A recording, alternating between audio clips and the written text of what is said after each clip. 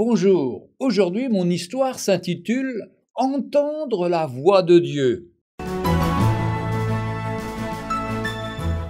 Un jeune homme avait participé dans la soirée à une session sur la Bible. L'enseignement portait sur l'importance d'écouter Dieu et d'obéir à la voix du Seigneur. Le jeune ne pouvait pas s'empêcher de se demander « Dieu nous parle-t-il encore ?» Il sortit alors avec quelques amis pour aller prendre un café et ils discutèrent du message. Plusieurs d'entre eux parlèrent des différentes façons que Dieu avait choisies pour les guider. Il était environ 10 heures du soir quand le jeune homme décida de rentrer chez lui. S'asseyant dans sa voiture, il commença à prier « Seigneur, si tu parles toujours aux gens, parle-moi. J'écouterai et je ferai de mon mieux pour obéir. » Alors qu'il était dans la rue principale de sa ville, il eut la pensée la plus étrange. « Arrête-toi et achète 1 litre de lait. » Il secoua la tête et dit « Seigneur, est-ce toi ?» Il n'obtint pas de réponse et continua sa route vers sa maison. Mais, de nouveau, la même pensée « Achète 1 litre de lait. » Le jeune homme pensa alors à Samuel et au fait qu'il n'avait pas reconnu la voix de Dieu, mais que néanmoins il avait couru voir le prophète Élie. « D'accord, Seigneur, en cas où ce serait toi, j'achète le lait. » Cela ne paraissait pas être un test d'obéissance bien compliqué. Il pourrait toujours utiliser le lait. Il s'arrêta, acheta le lait et redémarra pour aller chez lui. Alors qu'il dépassait la 7e rue, il sentit de nouveau un appel pressant. « Tourne dans cette rue. » « C'est fou, pensa-t-il. Et il continua tout droit. Mais il sentit de nouveau qu'il devait tourner. Il fit alors un demi-tour à l'intersection suivante et se dirigea vers la rue en question. En souriant, il disait « D'accord, Seigneur, je vais le faire. » Il dépassa plusieurs immeubles quand soudain il eut l'impression qu'il devait s'arrêter. Il se gara le long du trottoir et regarda autour de lui. Il était dans une zone commerciale de la ville. Ce n'était pas la plus sûre, mais ce n'était pas non plus le pire des voisinages.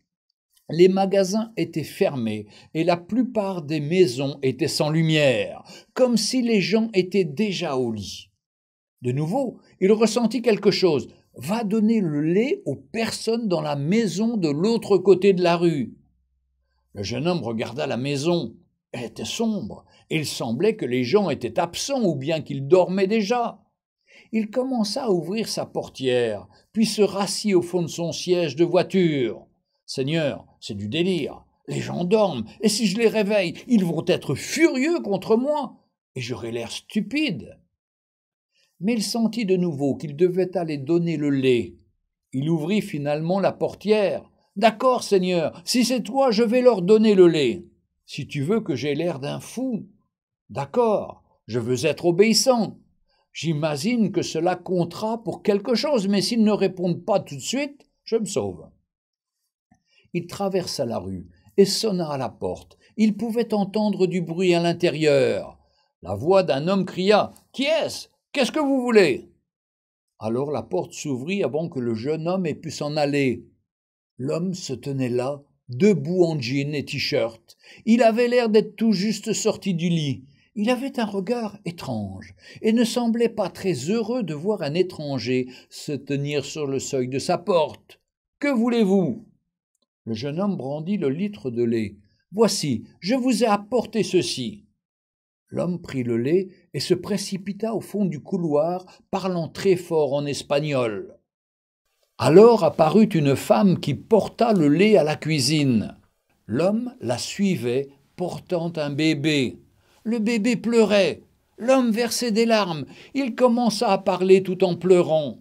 Nous étions juste en train de prier. Nous avons eu de grosses factures ce mois-ci et nous avons manqué d'argent.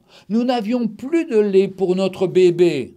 J'étais juste en train de prier et je demandais à Dieu de me montrer comment me procurer du lait. Son épouse dans la cuisine cria « Je lui avais demandé d'envoyer un ange avec du lait. Êtes-vous un ange ?»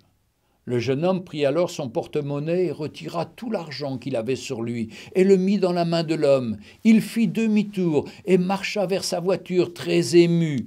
Il venait d'avoir la preuve que Dieu exauçait encore les prières. Retrouvez Un jour une histoire sur www.365histoire.com.